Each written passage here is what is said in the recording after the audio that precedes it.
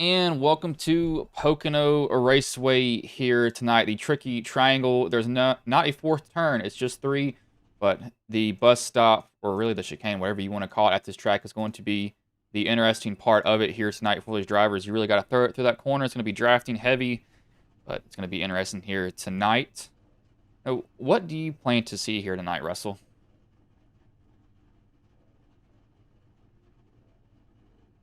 I would assume, we're going to get some long green flag runs, see some green flag pit stops. I think this field's going to end up spreading itself out. I mean, passing here at Pocono is pretty tough as the race progresses. So I think once these guys get single filed out and these pit stops start, I think we're going to see some just kind of riding and rolling here. Yeah, it'll be interesting to see what these guys do. You see, they are rolling off of pit lane at the time and give them all a paint refresh. That is not refreshing. That is a wrong refresh. Let me give him another one. See who it shows up with here. But qualifying, just really quickly with that, it was Kinsley first, Brandon Puffenbarger second, third, Troy Thomas fourth, Zach Lockett fifth, Andrew Tuft sixth, Truth Hoke seventh, Curtis Ecker eighth, Alex Gates ninth, Dennis Kane 10th, Richard Ode 11th, Brandon San Filippo 12th, Joshua Norton 13th, Alex Tuft 14th, Terry Fennell 15th, Timothy Eisburn 16th, Trevor Fettig 17th was Danny, or 17th was Barry Nelson. I don't know where I got Danny from.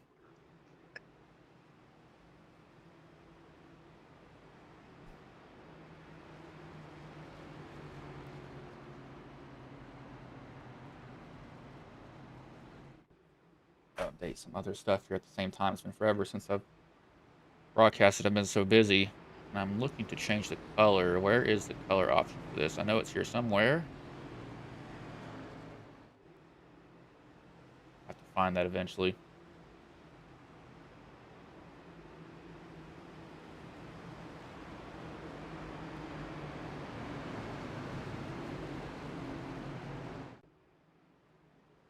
But lap 16 will be a lap of silence for Greg Biffle family, and his motorhome driver died in a plane crash today out in Statesville. Apparently, engine troubles.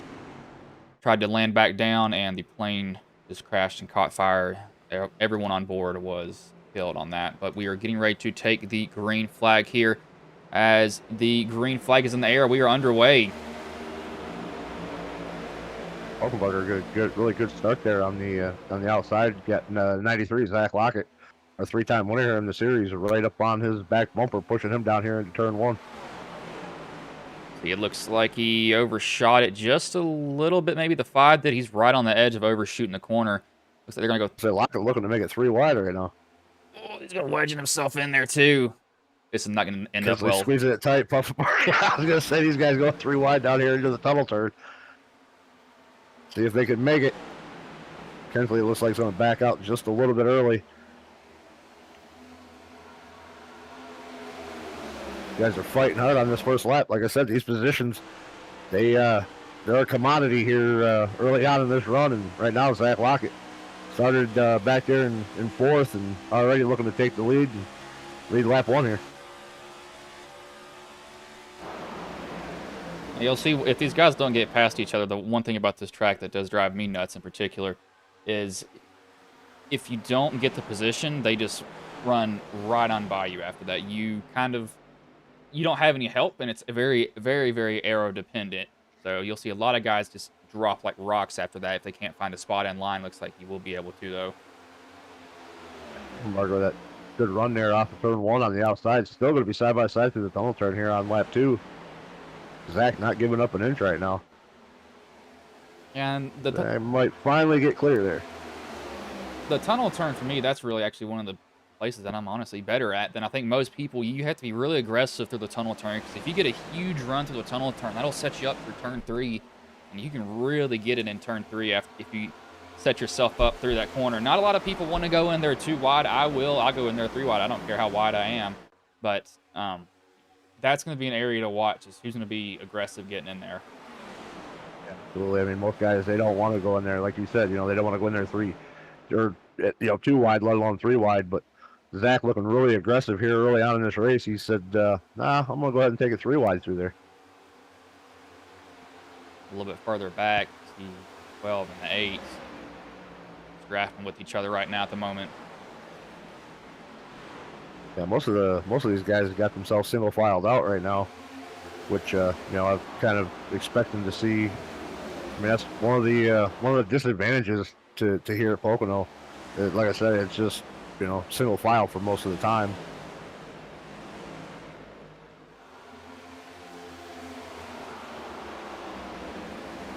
Brent Lockett just actually ran his fastest lap, actually the fastest lap of the race, all by himself too. That's a little bit surprising. 53.50. Where is Yeah, my? Zach. I Oh, would say Zach has shown a lot of speed here in the last couple of weeks. He's won back-to-back races since coming back from having to miss a week, and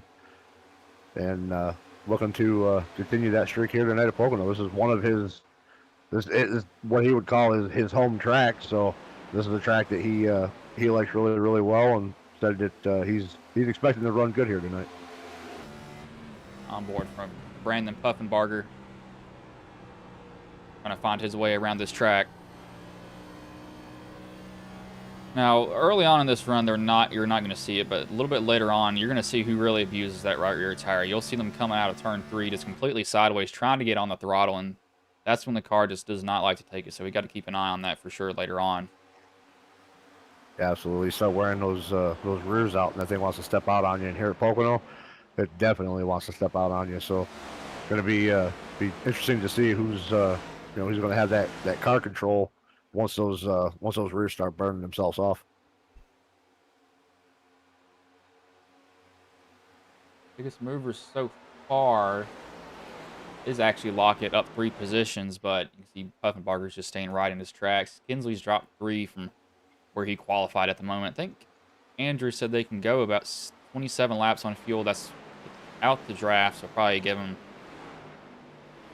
29 to 30. Just depends on how far you want to push it, especially with shifting. If you're not shifting, you'll be able to get a lot longer as the 8 of Eckert just bounces off the wall. Not shifting, you'll be able to get more fuel mileage, but you'll be a little bit slower off the corner. It does save the rear tires, though, but it's a little bit harder to get slowed down getting into it. Going back when I looked at and showing he said 24 and a half roughly with the draft. So That sounds about right. or with no draft, I mean, with no draft. So with the draft, maybe 26, 27.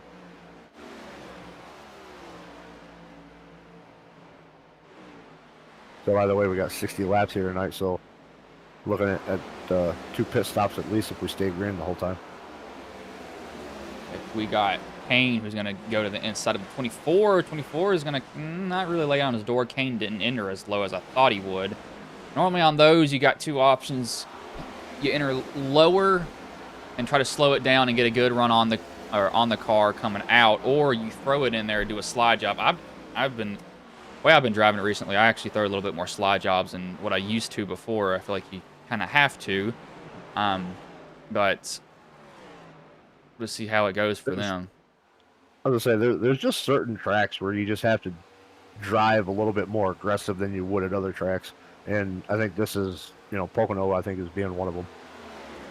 Yeah, really, what I notice is that it's really like Indy. Well, not Indy. You can't really get away with it. But a lot of the draft-heavy tracks that aren't draft tracks, you really kind of have to throw a slide job. You just kind of just dive it on in there and slide up in front of them and hope that you can get the spot. Because if you don't, I mean, you're going to be battling with them for another 3 or 4 laps before you even have another chance to do it. So when you have the chance, you just got to take it.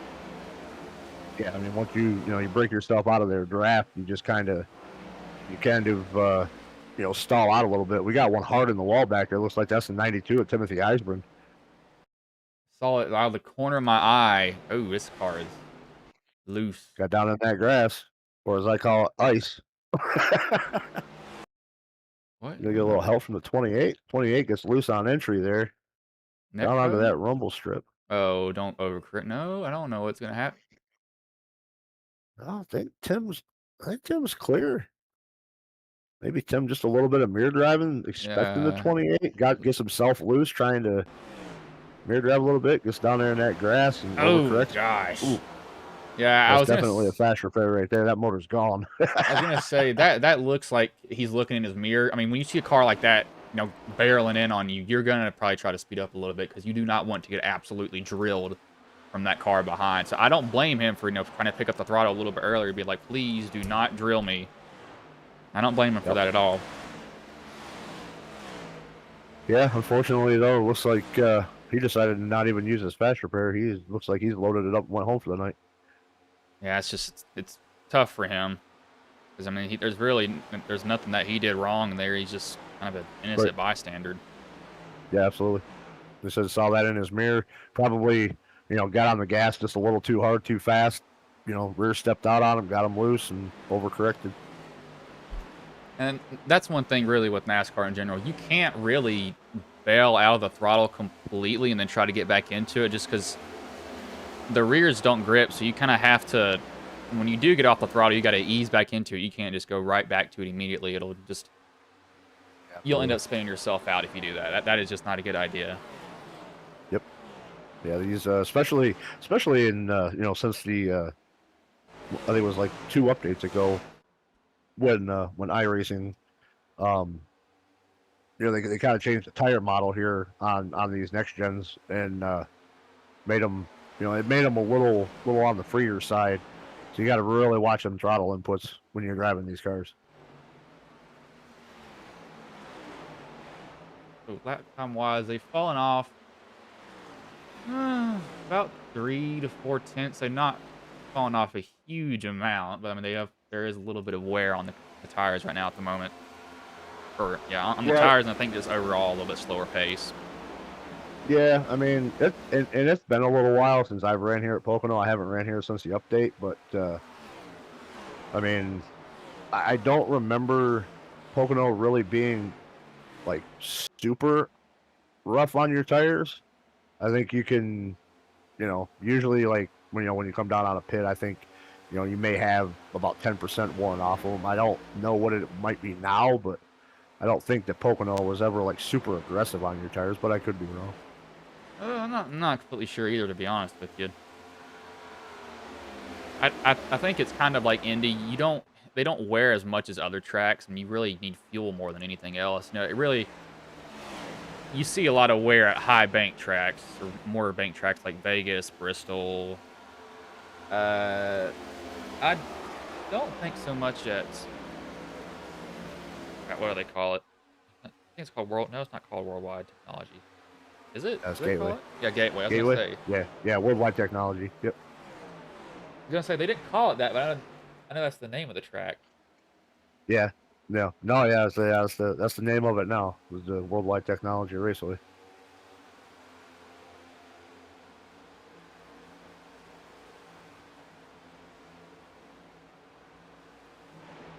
Troy and Brandon are basically where they started. They have not moved at all. Yeah, I would say it looked like Troy was going to, had a pretty good run there and was going to try to make a move on Brandon, but just not able to get the job done. Had to fall back in line. And that test paint scheme, that's a tribute to Greg Biffle as he's going down pit road at lap 12. That's interesting to see. Maybe a little bit of a differing strategy fuel-wise. All I could really think of. I would say maybe, doing some math, figuring, it's going to go green the whole way, so a little bit of a pit strategy going on here. Interesting. He just wanted to make sure that he had enough fuel for the moment of silence lap in 3 laps.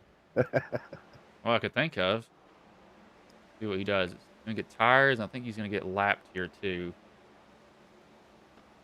I don't have my track map up. Moves that around. I need to really take time and set this up like I want it to. My track it's going to be close. These guys are in 3 and 4, or in 3 now.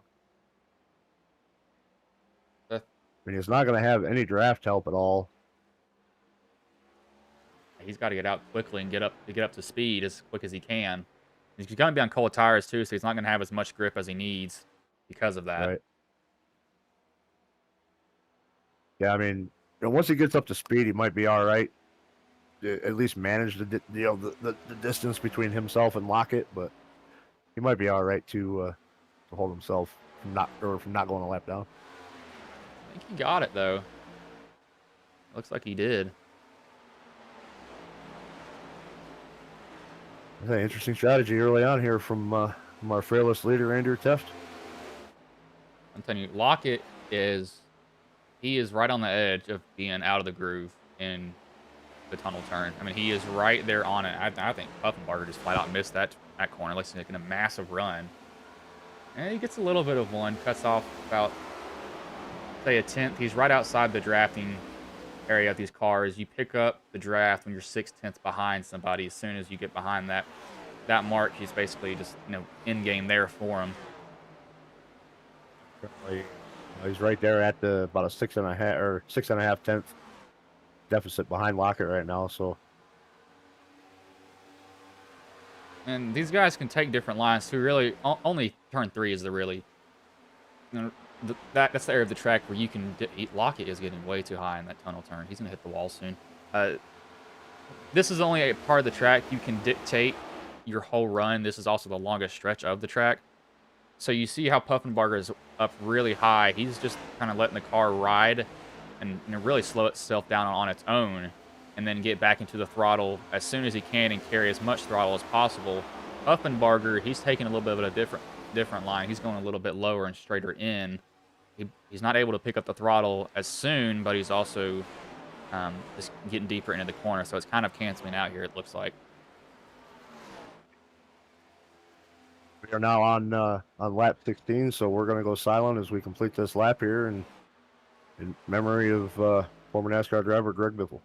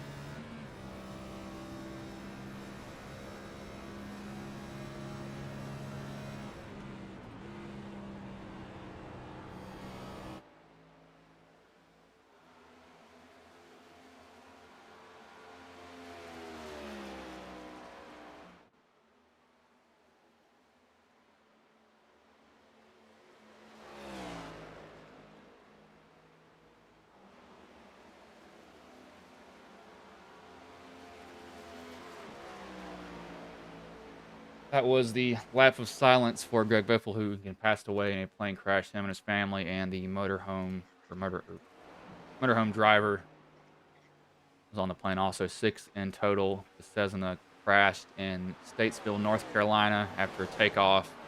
Had engine troubles and tried to land back, and sadly did not. He was on his way to actually hang out with Cletus McFarland, aka Garrett Mitchell, big YouTube personality, races in the ARCA series.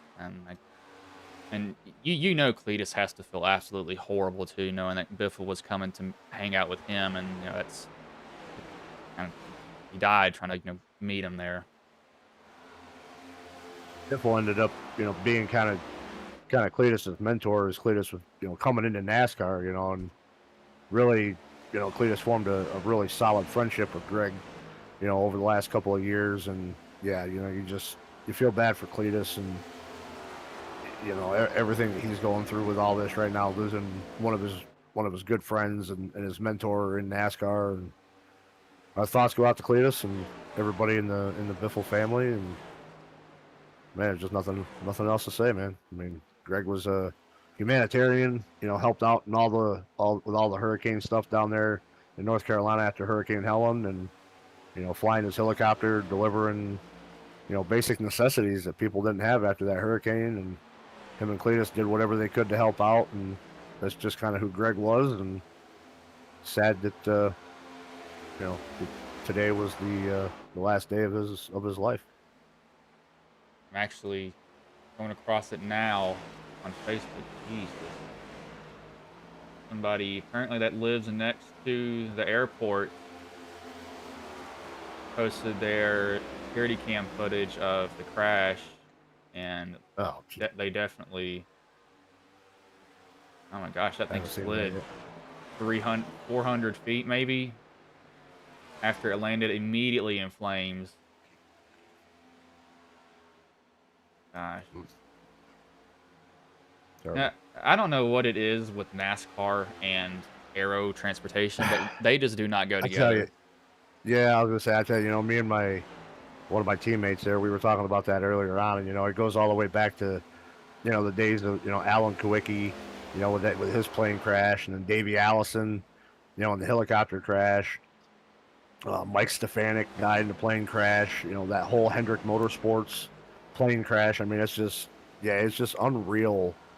But it's like I told him too. I said, it just seems like there's more and more issues with the private charter style aircrafts, the smaller, the Cessna 10 seaters, and stuff like that. There seems to be a lot more problems with those planes than there are commercial planes. But at the same time, commercial airplanes, they're maintenance regularly. They have to by the FAA, and I used to work in the airline industry, and all those commercial aircraft have to go through rigorous maintenance records, regularly. Where the private ones maybe don't have to, go through that quite as much, but it just seems like the smaller private airplanes are the ones that you always see, having problems all the time, and it's just sad. And one thing that I noticed too, like, I don't know, I guess it's been an absolutely horrible year for flight. I mean, if you really think about it, it has been Yeah, absolutely 100%. horrendous. And you've got um, That plane, UPS flight, that, well, you got that yeah. cargo plane in Well, Kentucky. I what was the mean, one that was gonna that was a helicopter crash also? yeah, the helicopter that hit the plane, or the And plane was coming into Washington and crashed into the Potomac. and then you've got the other one this year, the India flight, where only one dude survived on that one. Like Yep. I don't know what it is, Yeah. but no, to kind of add on to more NASCAR drivers, Dale Earnhardt Jr. He had a plane crash at Bristol, but he survived it, and that was I don't remember when that Right. was. I think it was 2016, 2017, something like that, possibly with him.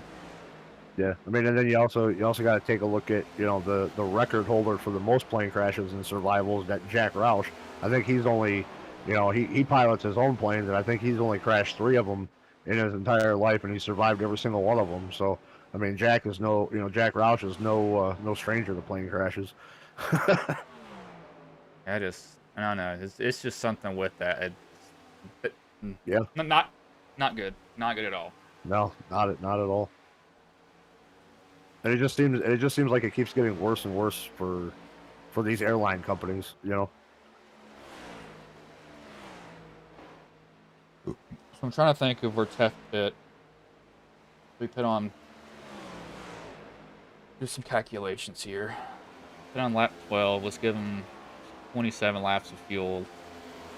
That'll get him to lap 39. Then go 27. He can pit earlier than everybody else for his final pit stop, but the issue is that he needs to really catch up to the people in front of him. He is way behind at the moment. Yeah, he's gonna have to. Especially on that last pit stop. I mean, he's going to pit earlier than everybody else, so he's going to have those older tires. He's really going to have to manage those tires also while trying to catch up.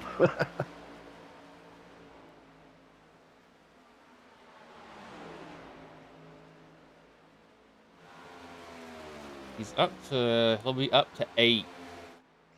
Actually, he'll be up a lot further than what I thought. Be up to, It's so he's currently got being one, scored two, in 10th. 4 drivers need to pit though in front of him. 2 are down pit road, so it's 6. So that'll take him up to 4th, possibly. If I had to guess, I think 4th for him. I think. Say because was it Alex Kensley and Truth from San Filippo? San Filippo's coming now. Alex Gates, not sure if he's been on pit road. Gates, he has been down pit road. That was the first one at lap 12. Then it was Nelson and Fettig, lap 17.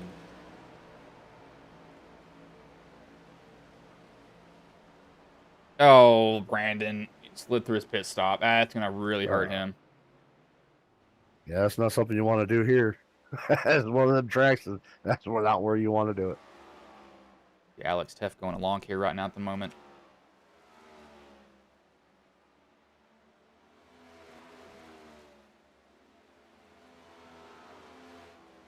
Puffenbarger just ran the fastest lap of the 53.44. Puffenbarger is actually a lot closer to Lockett, so Lockett either didn't have a good pit. No, he didn't have a good pit time at all. His pit stop time was 15:22 compared to a 14:98. He spent 3/10 longer on pit road because of that. Sounds like maybe Zach slid through his box a little bit too. I've been learning slowly that missed pit boxes usually cost between 3 and 4 seconds. And it really depends on the track too, where you're at. But Yeah. I mean, I'm somebody who gets in probably a little bit too easy on my pit stall, to be honest with you. Yeah, I'm the same way. I'd rather be safe than sorry. I thought Betts is going to be way further up than what he was. He'll be up to 7th, so he won't be up to 4th. He's 3 behind what I thought he was going to come out at. Oh, he'll be 2 behind because Norton hasn't pitted. Norton's trying to run it for as long as he can. I don't blame him. So we got Alex Tuff and Josh Norton still yet to come down. They'll cycle Lockett back out to the lead. Puffenbarger, Kensley, Troy, and then Andrew. Depending on Truth's pit stop. Oh, we got a caution, so now that's going to change everything. And I don't see. I had nothing pop up on mine. Oh, maybe Barry Nelson. Yeah, Nelson. I didn't even get a notification for it either. I would say I didn't even. I have my screen set to focus on crashes, and I never changed off of San Filippo after his pit stop. See what actually happened here. I don't see. Maybe just the cold tires got to the apron a little bit. I say he is cold tires. Went for a slide in turn 1 there. That's really high up out of the groove though to slide. It's kind of odd to see. Isn't there a bump up there on the high side in turn 1? There is, but I don't know why he's so high. That's what I'm kind of confused about. Yeah. But there is a bump in the middle of the corner. He pitted on lap 17, so he's got warm tires. They're not cold.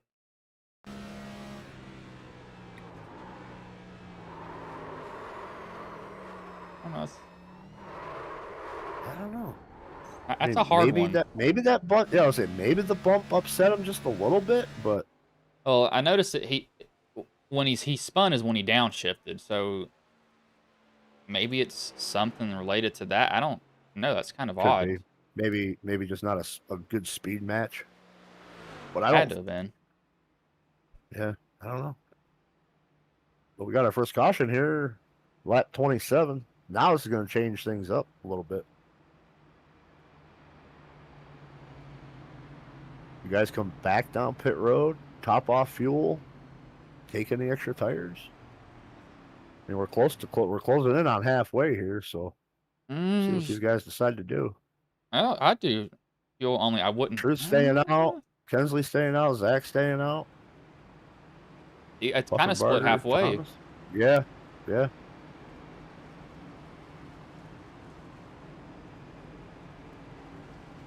So Zach with a really late decision to come back out. Either Puffenbarger was committed or Zach was so late coming back out that he trapped Puffenbarger to go down pit road.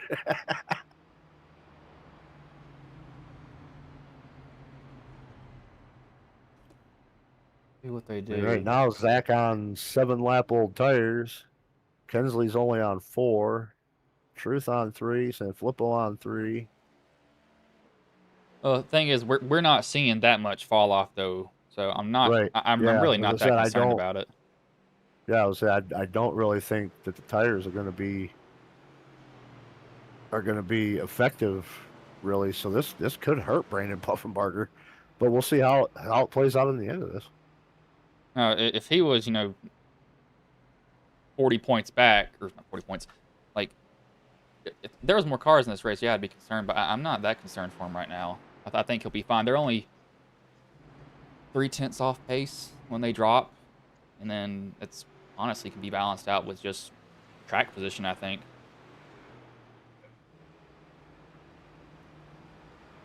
Let's see. Got some differing strategies here so far.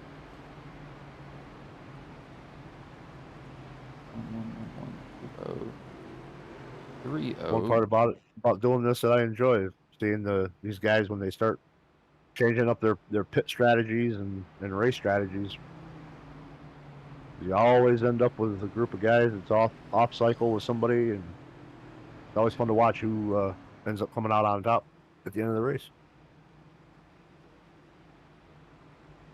Troy Thomas coming down, Alex Teff coming back down. Probably just going to top that fuel off.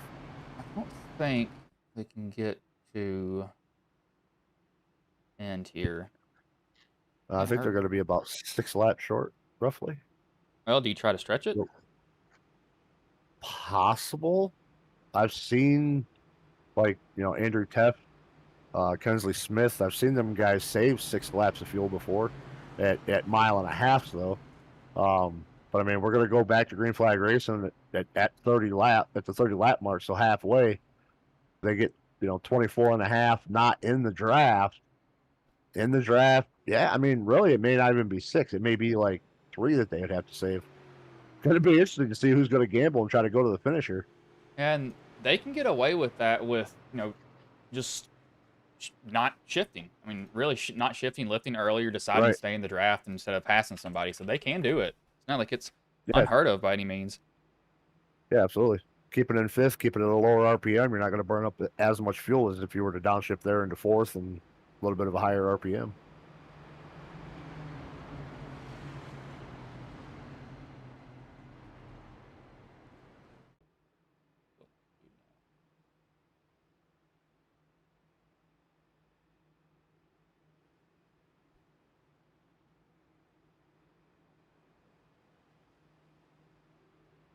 Lights have gone off on the pace truck, though. Got to keep that in mind. They will be going green this time by. Lockett and Kensley going to lead him off here. Truth there in 3rd on the inside of that 2nd row. Truth is usually really, really good here at Pocono too. So don't count Troll Truth out. Pace truck pulls off. Be Lockett controlling the green, and here we go again.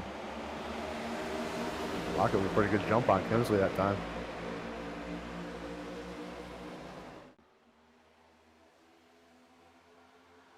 Terry Fennell all the way down to the way bottom on that straightaway.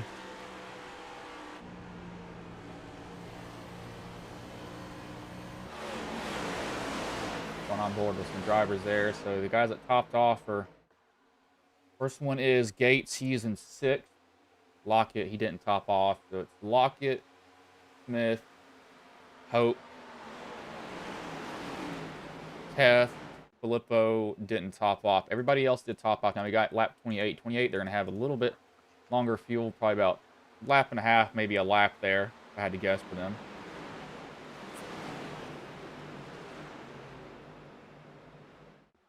Teth is going to try to get up under the 24 there. He's not going to be able to. And here comes the snake. Lockett is trying to break the draft as much as he can, get them away from him, so he doesn't have to deal with them, being on his tail the whole entire time. And right now, just over 0.4 of a second over Kensley. We talked about that that draft break had being about 0.6. So that's trying to do whatever he can do right now to kind of break that, stretch that gap out, so that Kensley doesn't have a draft to pull himself back up with.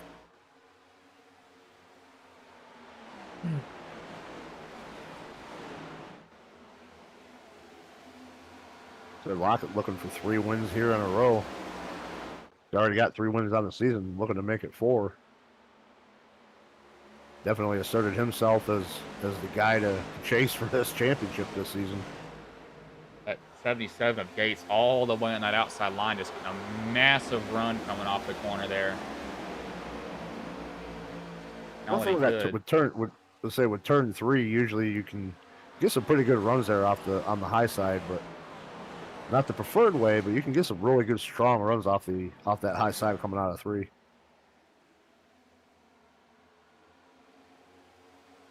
Danger is flapping that wall once this car starts to tighten up.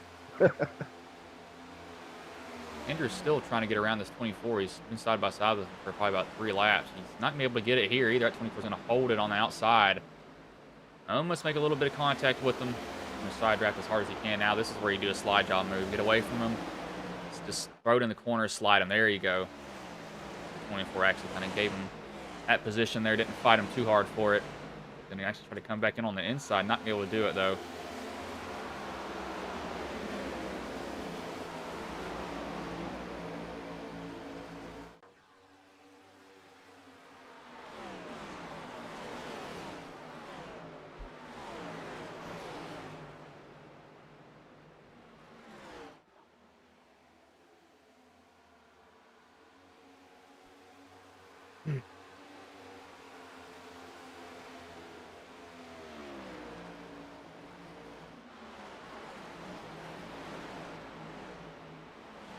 '77 is going to start getting arrow tight here behind the 12. You got to keep an eye on that. At 5 can make a move if he wants to. He's going to decide to shove him, so he's going to lay off just a little bit now.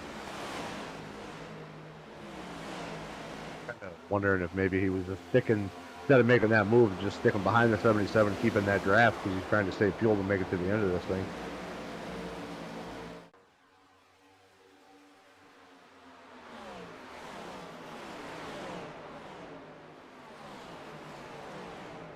He's dropping on pace, so Fettig may be trying to make it on fuel. He's running 52s, running a little bit higher 52s.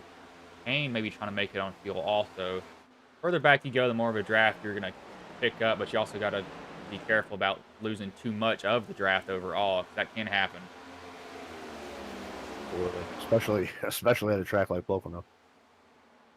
I mean, right now Lockett still stretching that lead out up to about 6.5 now, so he's kind of working that draft gap there now.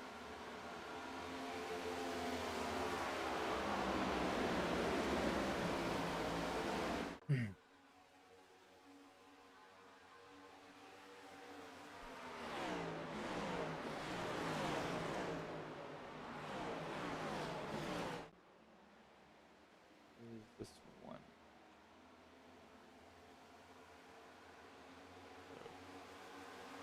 Trying to figure out something here very quickly.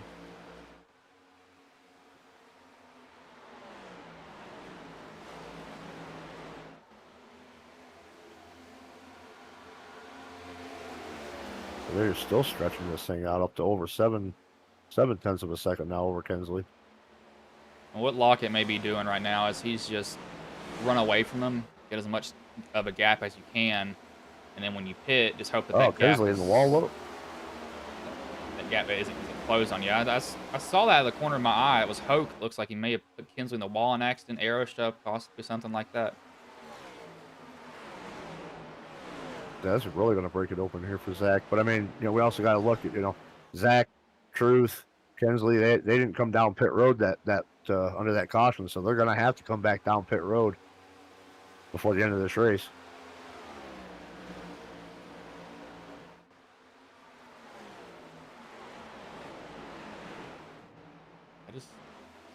Here's what you have: 2 different scenarios. The people that pit, they are going to short pit. The people that didn't pit, they're going to have to pit earlier, but going to just try to get a gap and hope that that gap is enough that when they do pit, that they're able to hold their position. Now, a caution changes everything. That pretty much resets everything, wipes it clean after that. Yeah, absolutely. I mean, except for these guys that have got to come back down, the guys that came down are going to be able to stay on track. When these leaders have got to come down pit road, the difference being, are they going to be able to save those couple laps of fuel, or are they going to have to make that extra pit stop?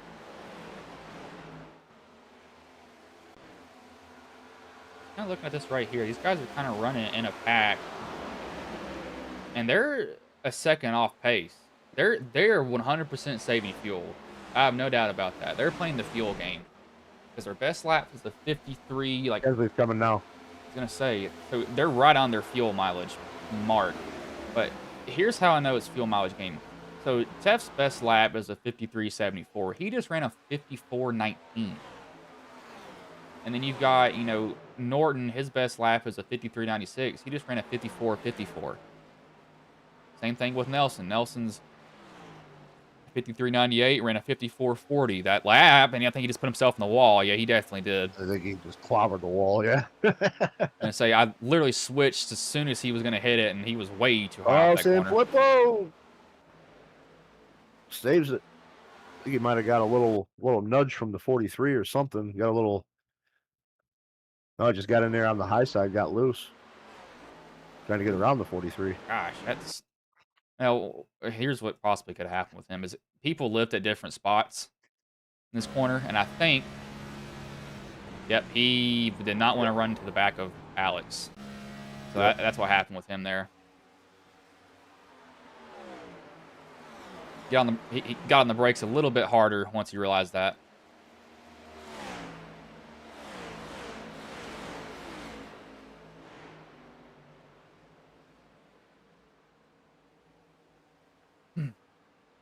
That's going to bump Brandon down to 6. And the caution's out. This changes everything. 24 Norton. This is a weird spot to spin. Off turn 1. I don't know what happened here. Really far down the track. Out on the apron, got loose, spun that hold on. far. Oh, Actually, he's bouncing. look at that. He hit the bumps and was bouncing. That car was bouncing around. I don't know what he hit, but look at this. You can see it compress and everything on it. A little bit of a slow motion. We'll do normal motion after this. 1, 2, 3, and that thing. I think he's got the spring compression just a little off right there. Yeah, you can see it hit the ground. Let's go on board with him. A little bit loose getting in. Gosh, he hit like 3 bumps in succession. That's what got him. Yeah. That was crazy. I think he's a little bit too low. I wouldn't have gone as low as him, but he's just a little bit too low for it to work. Yeah, so I think he got a little bit of that splitter down there on that apron, and that's what kind of upset it a little bit there. But so now everybody's going to be able to come down pit road, get fuel, get tires, and make it to the end. So this changes everything.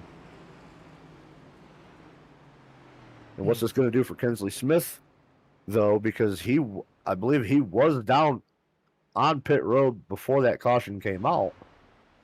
So this may cycle the 15 back out to being the leader here. I think he will be the leader. When all these guys have to make their pit stop. Now, I think he got onto pit road just before that caution came out.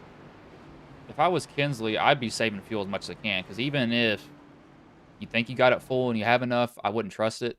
I'd still be a little bit leery about that. Yeah, absolutely. You're saying, hey, I've gotten myself into the habit of no matter how much fuel I have in the tank, I clutch under every caution. Yeah, that's not a bad habit to get either. I would do the exact same thing, to be honest with you. Actually turn the car off before anything else. Yeah. Yep.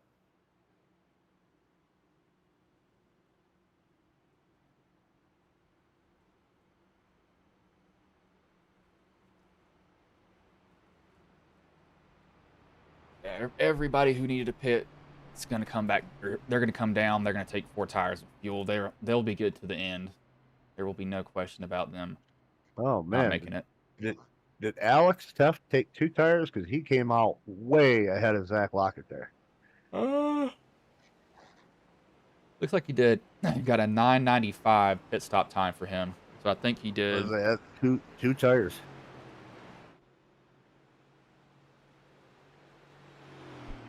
I don't know why you take 2. This is I've learned to stop questioning Alex's pit techniques at the end of races, because when he does stuff like this, it usually tends to work out pretty well for him. So we're gonna have to see how the 2 tires play against 4 tires here.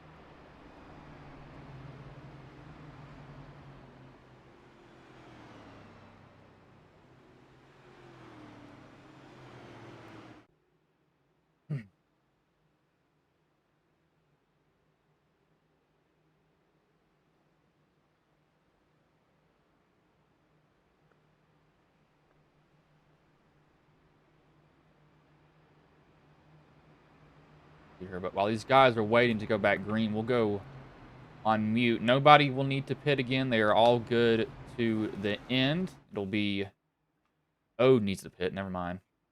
He needs to pit, but it will be Edgar and Teft, I believe, that will have the lead here.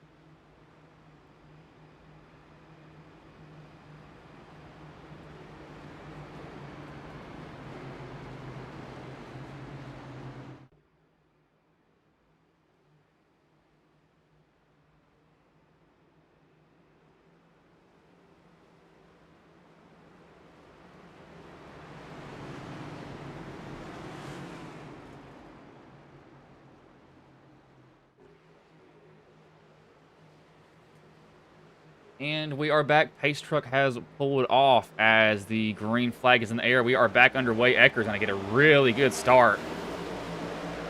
Ode did not get going at all, and I think Ecker may even take the lead going into turn one, looking at it right now. Yeah, I think Kensley's just going to shove him off in there. Wouldn't be surprised to see Kensley even maybe try to take the lead from Curtis on the exit here of turn one. Curtis is a little bit high. So Kensley's got a little bit fresher tires, I believe, than Curtis there, but we'll have to see how quick he's going to be able to get around him.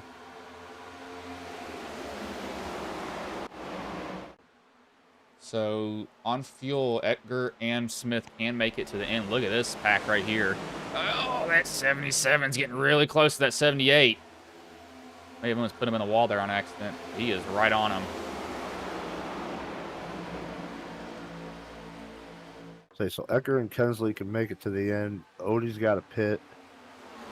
Other than that, everybody. So Odie's the only one that's got to make a pit stop then, and that can't make it. Yeah, he 100% has to pit. As look at this, we got Ecker's trying to give Kensley the outside because he wants to be in position in the tunnel turn. Hey, he's got to throw a block here if he's gonna do anything. Come on, racing going into the tunnel turn. Go side by side. You won't do it. Oh, Kensley got too low. Oh, yeah, got down on that apron. Bounced just a little bit. Gonna cost him. If I was the 8 Ball here, back I'd in line. sell it off a little bit higher than what I did right there so I can get back in the throttle sooner.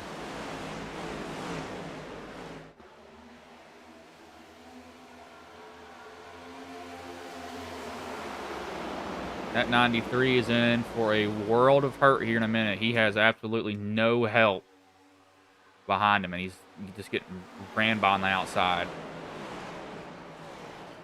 Yeah, it's showing that those fresh tires aren't doing what you would normally assume that fresh tires would do. I mean, again, you get out of that draft and it's just like you run yourself into a brick wall of air and it just bogs you right down. It doesn't matter if you got the tires or not.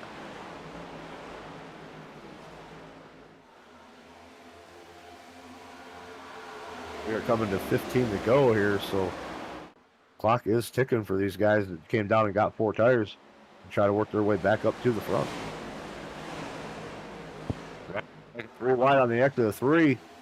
Oh, you're not going to make that work if you're not careful. They're about to wreck each other here in a minute. Always nerve-wracking seeing that happen because these guys just get so close. Yep.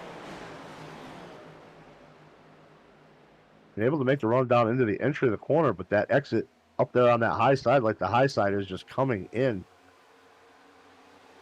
Now, the 93 of Lockett's in a heart now. Get in line. There you go. What you have to do when you get out of position at these tracks is side draft as hard as you can.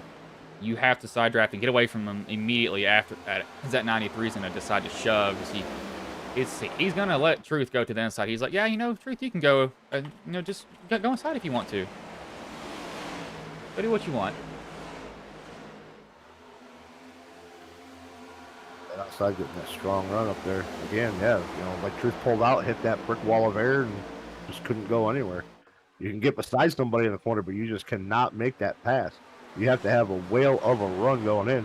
See Sanfilippo trying to do that right now. But right there, he just kind of dies out, and Truth's going to get the run back on the outside again. Oh, he was so close to that wall. Probably put a piece of paper between him and that wall right there. Yeah, I don't know how he didn't hit it because he was right at that thing.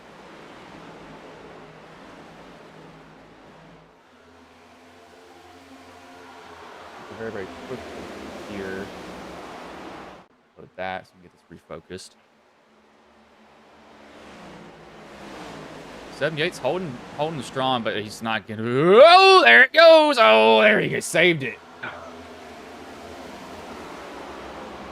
I saw that happen in the 77. He just got way too high coming out of the corner, and when that happened, I was like, "Oh gosh, here we go with it."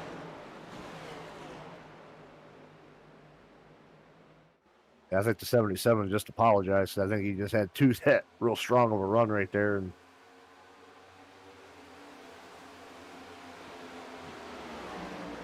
that'll just happen every now and then. Guys just, they get antsy. They see a spot, and you got to take it. You can't just let it happen. You got to go for it. Yeah, absolutely. I mean, these guys they're racers, not pacers. I mean, yeah, this track can get boring to drive at sometimes when it gets like this, but man, it's just it's never fun to just kind of sit and ride, but at the same time, you don't just sit and ride. You're gonna go from you're just gonna go backwards.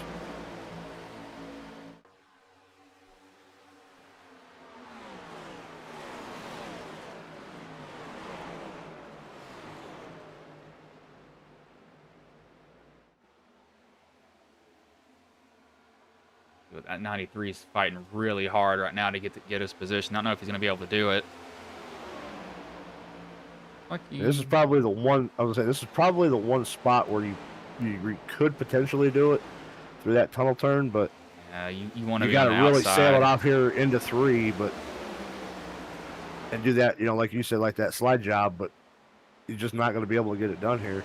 You're going to probably lose the spot to Alice Gates in that 77. Now they're going to go 3 wide. No, Gates up better. Who's the 77 going to go with? Yeah, you almost want the outside after that. It's hard to just. I don't know. It's not easy to get going. Nope, as I said, if you got to pick something, you got to pick that outside because that's the only place where you're going to get that run.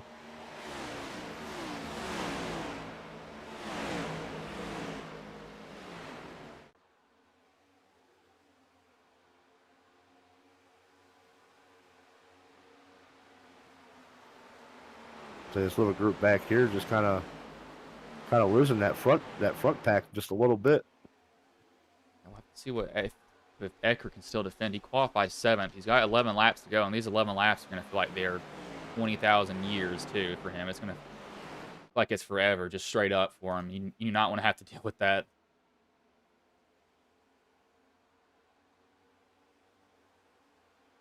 Snaking down the straightaway.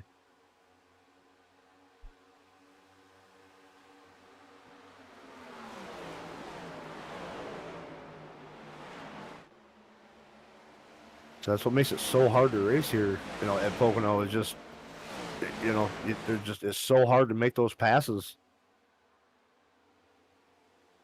see what the 8 can do. If he can do anything, that is.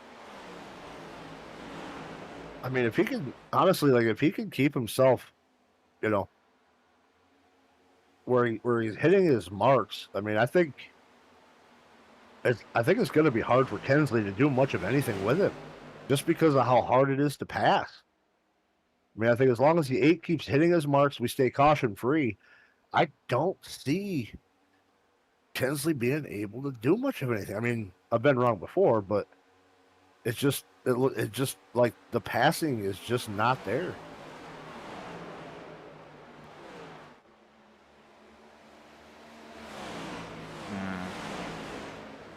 If you're gonna time it, if you're Kensley, you got to get the best run coming off of 3. So enter high, get back to the throttle, get a good run, see if you can get him moved up off of 2 after that, possibly. See if you can get him up off the bottom. That's one thing I could see working for him. The Ecker looks like he's a little bit better than Kensley through the tunnel turn right there.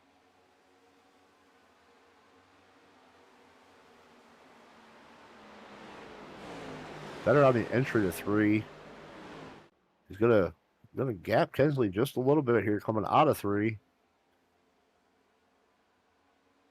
Gonna break that draft coming down the front stretch. Gap is up to about 3.5 tenths right now. It's just run away now is all you can do at this moment. Yeah, I mean, you know, we're looking, 8 to go here. I mean, I think it's going to be 8 laps of snaking your way down these straightaways and just keeping that draft broke. I mean, you hate to do it, but with as tough as it is to pass here, it's really your like the most beneficial thing that you could do. And Kesley's getting into turn 3 a lot higher than what Curtis is. Oh, you're not going to make it off a 3 like that. 77 catches the wall there. These guys are... All right. Oh. They're pushing the exit of this corner up higher and higher and higher every single time, and I just don't know how they're not stepping over it to a certain extent. I feel like you just kind of fall on your face at a certain point. Alex, not quite sure if he was clear of Alex. Alex, not sure if he's clear of Alex. Had to kind of take a second there to decide, but Lockett's still trying to make something happen on Gates here. Looks like Teft down in the wall a little bit coming out of the tunnel turn.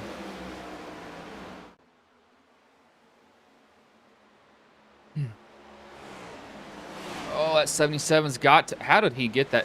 Wow, that is a gutsy move there from Gates. I don't know how in the world he got to the outside of the 43, but I feel like he was way out of the groove. Somehow got to the quarter panel, and Gates is setting his sights on Smith and Ecker. I don't know how he did that. Send the Hail Mary. Coming to 5 to go. Got to make something happen. Looks like, oh, Teft hard in the wall again. But Lockett was able to get around him.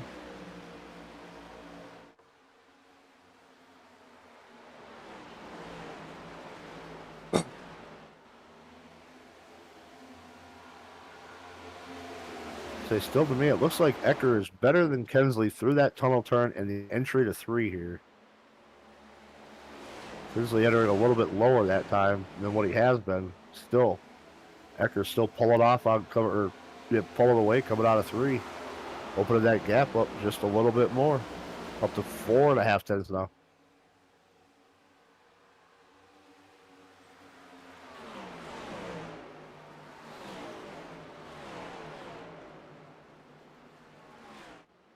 This 77 is going to be in contention here. Now, what they can do to catch this leader is decide to draft with each other and push them up there. I don't know if they're going to do that. Looks like the 93 is going to say, yeah, I'm going to try to go get this win for myself. And that's not a bad thing to do. They're going to get tight. Gonna make it. Oh, got real tight right there. These guys are getting gutsy with the moves they're making. I mean, they are getting right up next to each other. I don't know how it's not wrecking them. How close they are, but heck, go for it if you got a chance. Got to get this run on the outside. He'll get it too, so he's moving up. Gonna bring Lockett with him, and Lockett's gonna look to the inside, going into one for the 77 for P2. I thought better of it. I said that's what you need to do. You need to be on that high side. You gotta somehow get that run from that high side. If you could do that, that's the only way you're gonna make a pass, I think, right now. He's just continuing to move up. I was gonna say the best case for them two right now is 77 93. Stick together, lock them bumpers together, and go catch that 8 car.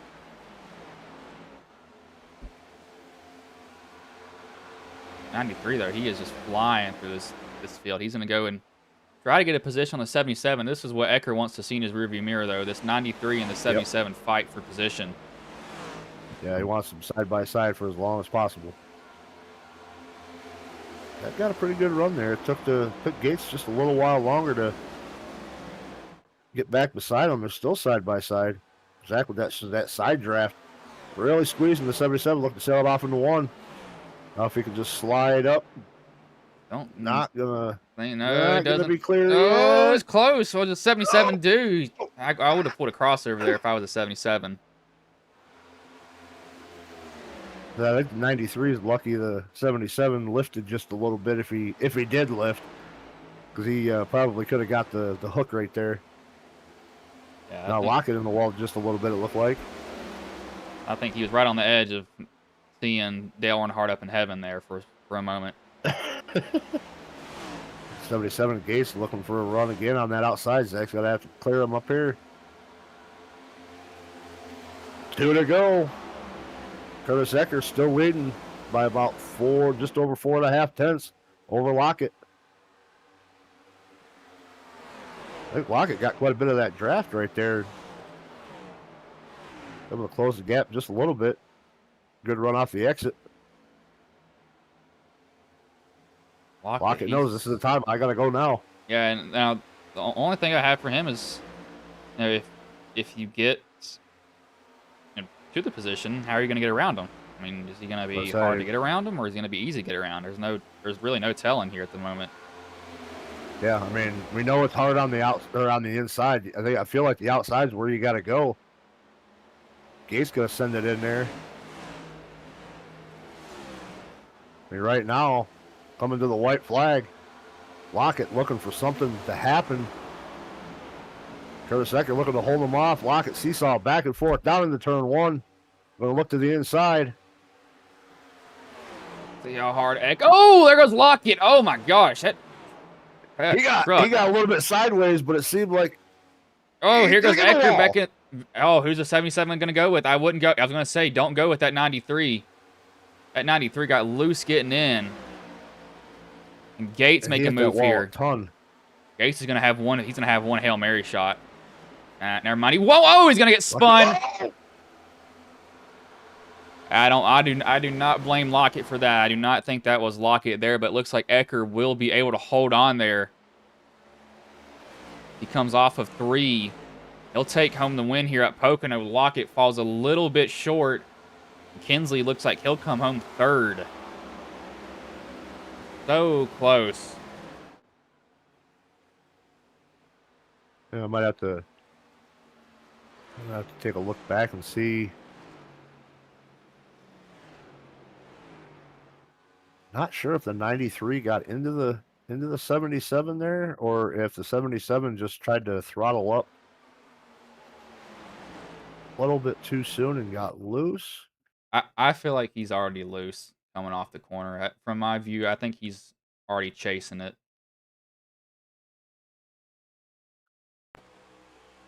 Like, yeah, he's already loose still. And the 93 kind of just finishes him off. And I even looks like the 93 checks up too. I don't feel like he doesn't drive through him.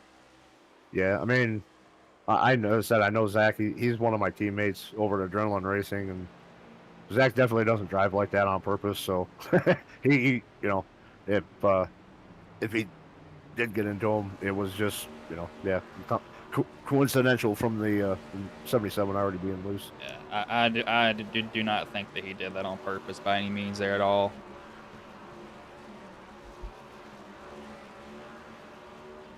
Curtis Ecker, though, in the 8, picking up the win I believe this might be his first win in the next gen series here for Races Elite. So congrats to Curtis Ecker on picking up the win here tonight from Pocono. We see Alex down there, or Andrew down there doing the burnout in the Greg Biffle themed car. And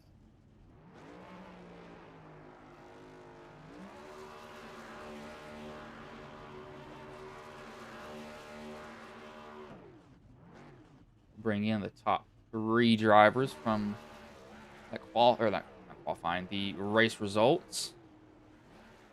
Bring in Kinsley, see if he dragged him in here. I'm not gonna ask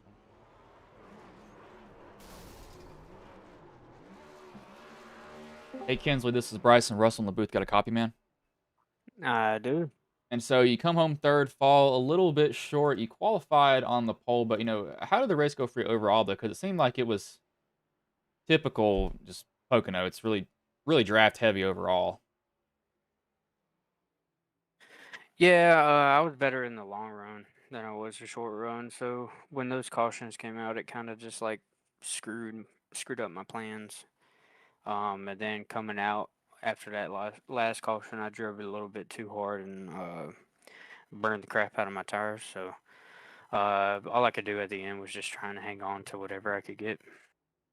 Yeah, so how hard was it trying to pass here? Because I know that it really relies on it's really a run oriented track.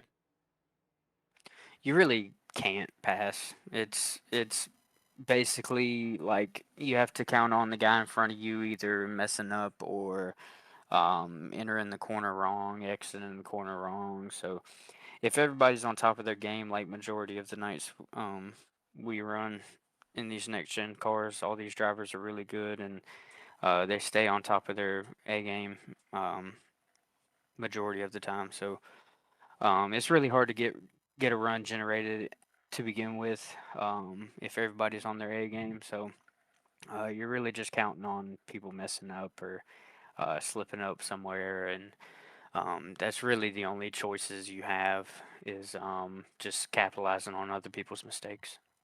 And so you got a front row seat to that battle at the end. What was going through your mind when you saw that happening?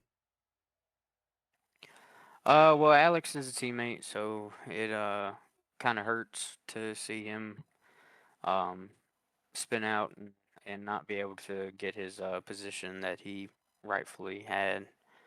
But I mean, it's racing, so stuff like that happens, and we just move on to next week. I mean, I came out P3 because of it, so that's a good thing for me. But it sucks because it was a teammate.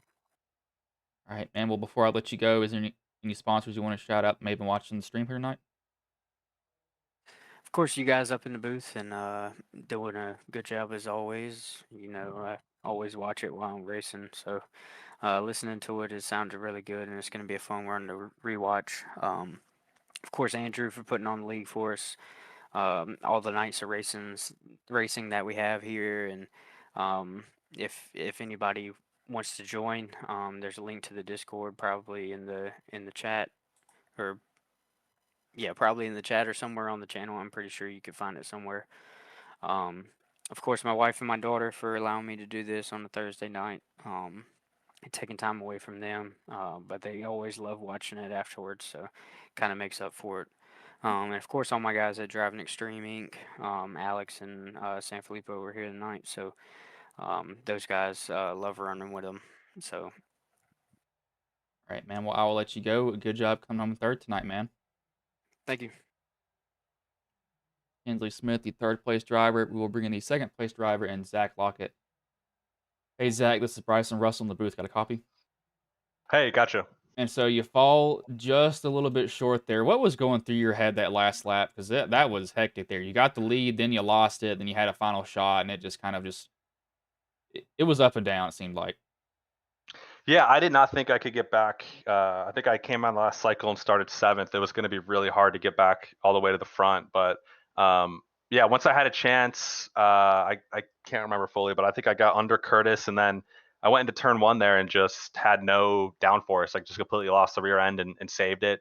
And then ended up regaining it, and Curtis got by me, and I knew it was going to be a struggle from there. Ended up getting wheel damage a couple laps before that too. And yeah, I didn't mean to wrecked the 77, he just, started to spin in front of me. And at that point, I feel like I tried to check up a little bit, but you still got to keep your momentum a little bit. And, I feel bad to finish him off. He had a really good run, but so I apologize to Alex. But yeah, almost had it. Came up a little bit short. The pit strategy didn't fall in my favor after that late caution. Those guys had already pit, and I guess took two. I guess Curtis just said, which is crazy. That held on. I feel like that's always the strategy here is taking two. So yeah, happy with the effort. Wish I could have got it. I was gonna say I watched the exit off of 2, and I had a feeling that you didn't do that on purpose because I was like, he looked loose coming out of it, and then it was you're right behind him. It's just Yeah, no, crap. not for one spot. For second or third for me, I have a couple wins, so I feel like I'm locked in the playoffs safely. It wouldn't be worth it. So no, he had a hell of a run, and I feel really bad that happened. So if Alex is listening, shout out to him. I'll shoot him a message. But yeah, overall, like I said, great race. Super happy for Curtis. I know this is his home track too, so he deserved it. He ran a great race, had a great strategy, and yeah. All right, man. But before I Gonna let you say, go, sorry, you can go. well, no, I was just gonna say, just from what I'm reading right here, it sounds like there are no hard feelings. He just said that he clipped the apron coming out of the tunnel turn, but it was a fun lap or fun 10 laps though.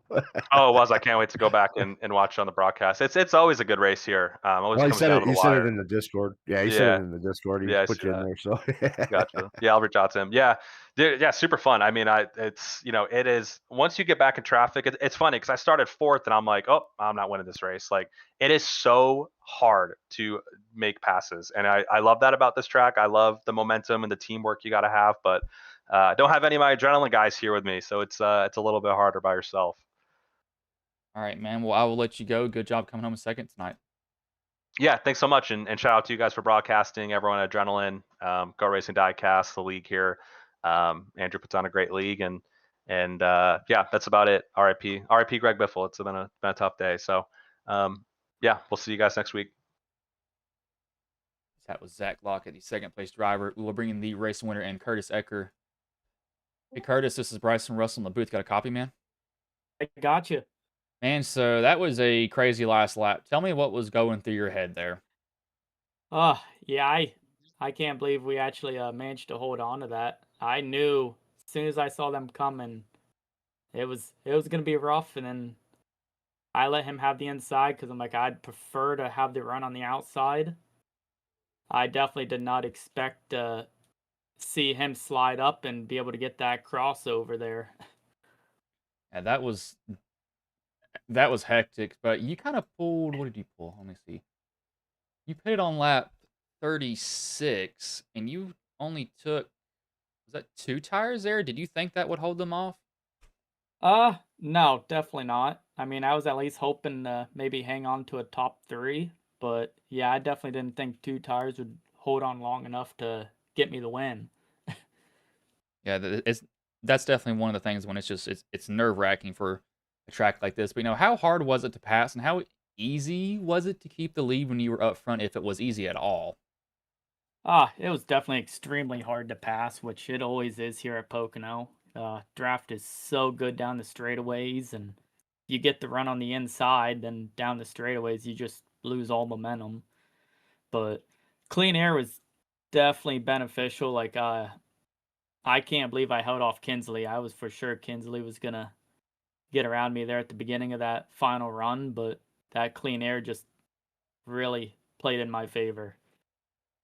All right, man. Well, before I let you go, is there anybody you want to thank, any sponsors you want to shout out that may have been watching the stream here tonight? Just my business, Family Traditions RV Rentals. You guys for doing the broadcast, Andrew and everybody who helps put on this Racers Elite League. It's always great racing every week. And of course, my family who watches all the time. All right, man. Well, I'll let you go, but good job coming home with the win tonight. All right, thank you. Was Curtis Ecker the race winner? Top 5 was Ecker, Lockett, Smith, Hoke, and Puffenbarger. Interesting last lap there. Russell, how was the race from your point of view? I mean, really, I think it's kind of just like a typical Pocono race. I mean, and what sucks to is to say that would be a typical race just because of how hard the passing was or is around here. I mean, I kind of prefer the older Pocono, I think, over this newer one, just because I mean, there's just not as much action. It doesn't seem like. I mean, we got a little bit of times where guys were battling three wide there, but it was just ultimately it was it's one specific lane that you're in that's going to prove to have that advantage, and we kind of seen it here again tonight, and it's kind of one of those races of a follow the leader, and it sadly it's kind of a poor race to watch. I know for some of our viewers, but unfortunately sometimes those are kind of the races that we get at certain tracks, and Pocono happens to be one of those tracks. But ultimately, I mean, next week next time we go live here in the new year, we get to go back to some super speedway style racing. We're off for the next 2 weeks for the holidays here, and we'll come back in the new year with one race left before the chase starts. We go to the new Atlanta, so back to a little bit of plate racing. All right. Well, I'm not going to keep y'all here any longer. I will let you all go.